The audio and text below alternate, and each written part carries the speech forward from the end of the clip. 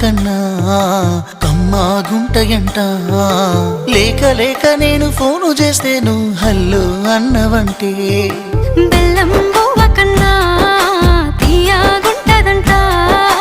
ఎన్నడూ నాడు ఫోను చేసి బాగున్నావన్నవంటే ఏడాది ఎండల్లో ఉంటేనై మోస్తున్న నా బతుకు కష్టాలని